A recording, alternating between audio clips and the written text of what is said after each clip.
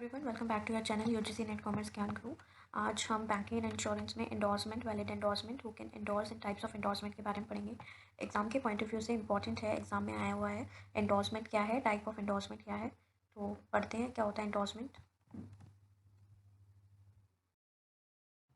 सबसे पहले एंडोर्समेंट होता क्या है। एंडोर्समेंट लेटेंट वर्ड इंडोर्सम से लिया गया है, which means eight the back. तो कोई भी नेगोशिएबल इंस्ट्रूमेंट को एंडोर्समेंट करने के लिए हम उसके नेगोशिएबल इंस्ट्रूमेंट की बैक साइड पे साइन करते हैं, या तो साइन करके डिलीवर कर देते हैं, या फिर साइन करके उस पे का नाम मेंशन करते हैं जिसको हमें ट्रांसफ़र करना है, जिसको हमें नेगोशिएबल इंस्ट्रूमेंट फर्दर ट्रांसफ़र करना है। तो उसके लिए हम उसका नाम लिख देते हैं।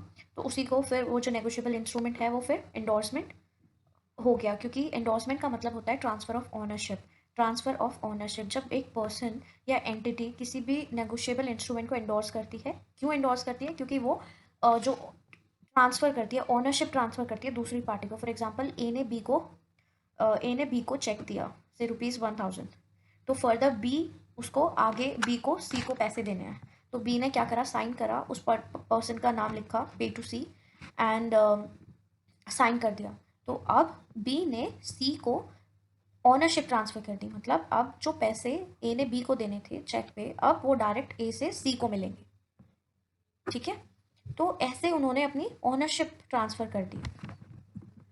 According to the section 15 of the negotiable instrument act, endorsement clearly state करा है कि when an individual, whether maker and holder of the negotiable instrument, sign it other than the maker of for negotiation on the instrument of back or face on an attached slip of the paper or on a stamp paper intended to be completed, कोई भी holder sign कर दे या एक slip attach करके sign कर दे, वो attach कर दे negotiable instrument पे, तो ऐसे उसको हम फिर एंडोर्समेंट बोलते हैं। नेगोशिएबल इंस्ट्रूमेंट को हम ऐसे एक्शन को एंडोर्समेंट बोलते हैं कि ये वाला जो नेगोशिएबल इंस्ट्रूमेंट है वो एंडोर्स हो गया है, क्योंकि यहाँ पे जो ओनरशिप जो है वो किसी और पर्सन के नाम पे ट्रांसफ़र हो गई है।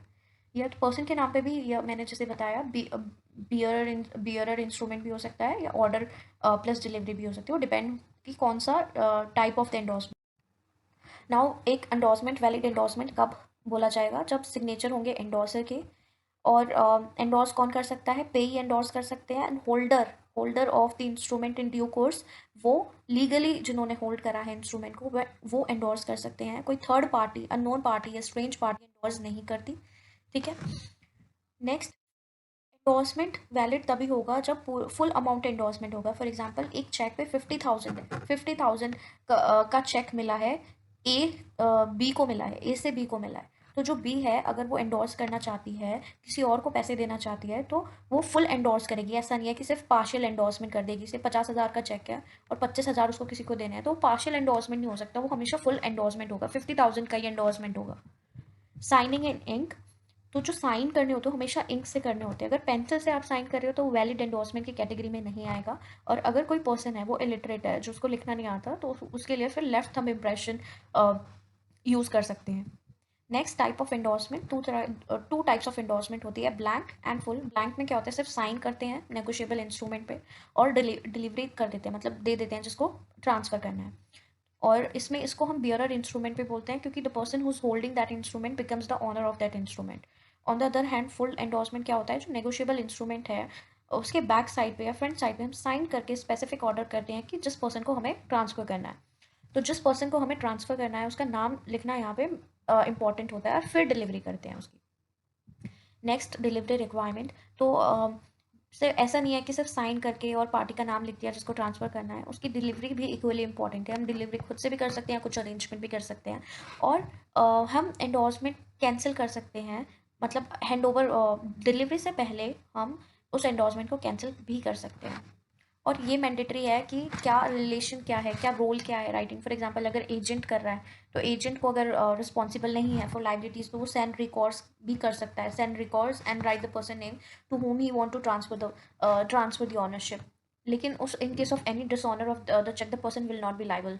तो वो अपनी अब उसका जो रोल है वो क्लियरली मेंशन कर सकता है at the time of endorsement.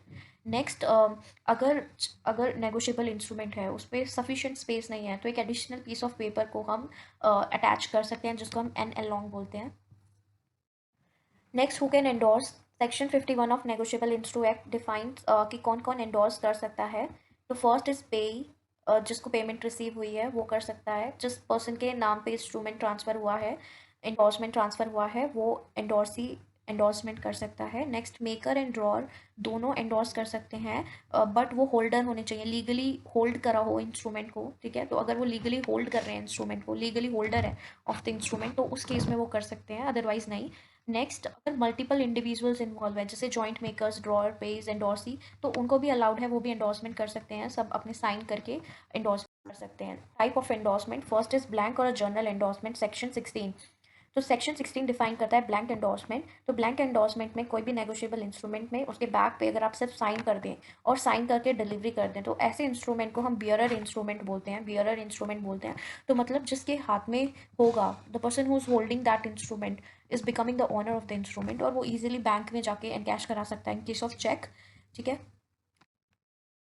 Second, according to the section 49, एक ब्लैंक एंडोर्समेंट फुल एंडोर्समेंट में भी कन्वर्ट हो सकता है, अगर हम साइन के साथ ये भी मेंशन कर दें कि किस स्पेसिफिक पर्सन को हमें ट्रांसफ़र करना है, तो उस केस में वो फिर फुल एंडोर्समेंट हो जाएगा, क्योंकि साइन तो ऑलरेडी करे हुए हैं। अब ब्लैंक एंडोर्समेंट में फुल करने के लिए क्या करेंगे, हम उस पर्सन का स्पेसिफिक नाम लिख देंगे, तो फिर अब वो ब्लैंक एंडोर्समेंट से नाम लिखते के साथ फुल एंडोर्समेंट बन गया है।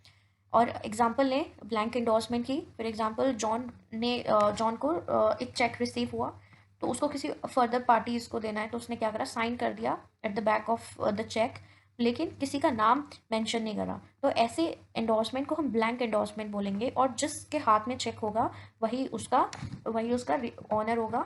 और ऐसे उसको मतलब ऐसे चेक को हम बियरर इंस्ट्रूमेंट बोलेंगे, जिस पे सिर्फ साइन होके डिलीवरी हुई है।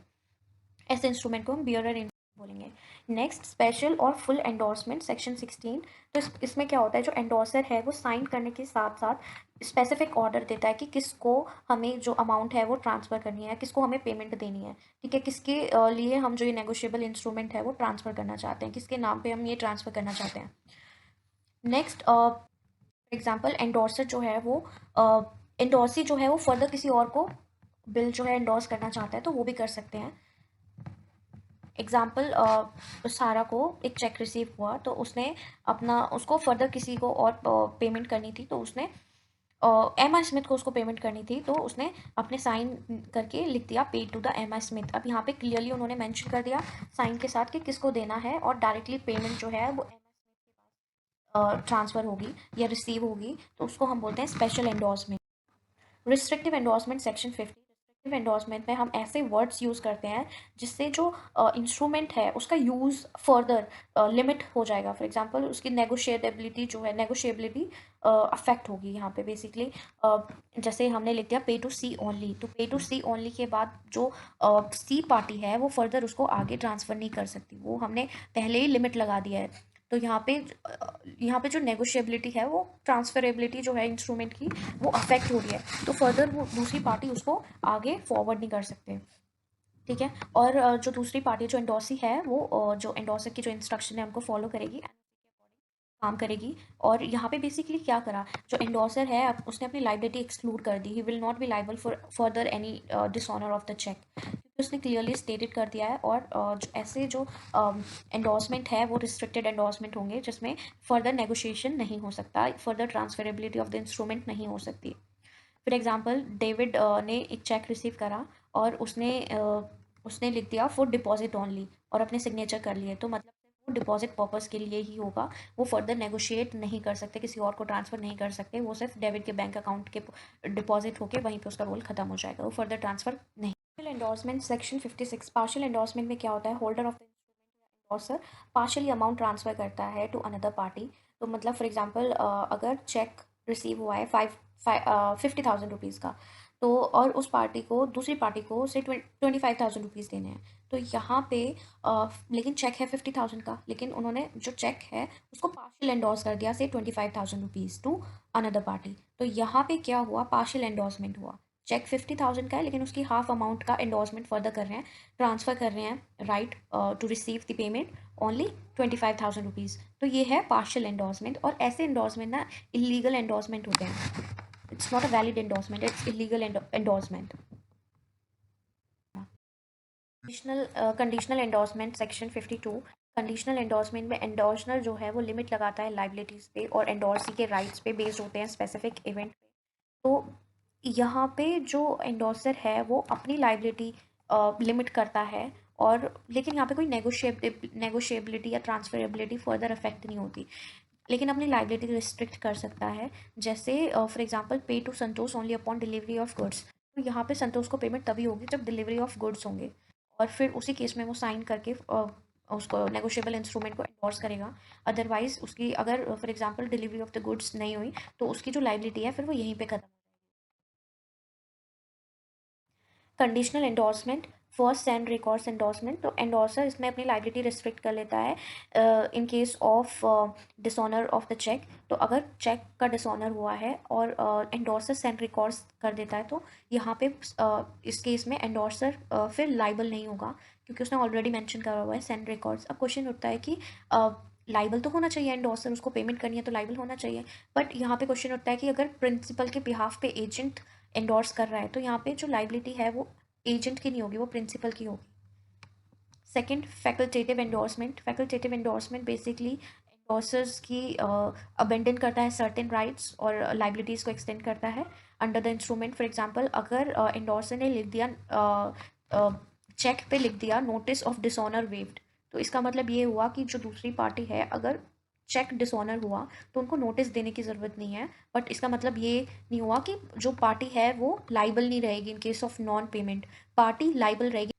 Third, send fresh endorsement. Send fresh endorsement में क्या होता है कि एंडोर्सर गारंटी देता है कि आपको इस नेगोशिएबल इंस्ट्रूमेंट पे कोई एक्सपेंसेस बियर नहीं करने हैं, या ऐसे ही एंडोर्स हो जाएगा without any charges. Next, liabilities depended upon a contingency. यहाँ पे लाइबिलिटीज डिपेंड होती हैं on the happening of the particular event. For example, pay Anil or order on his marriage with Seema. हमें अनिल को पेमेंट तभी करनी है जब उसकी शादी सीमा के साथ होगी, अदरवाइज उसकी लाइबिलिटीज यहीं पे एंड हो जाएंगी। तो फ्रेंड्स, ये है endorsement, types of endorsement, who can endorse the bill and valid endorsement. And if you like this video, please like, share and subscribe. Thank you.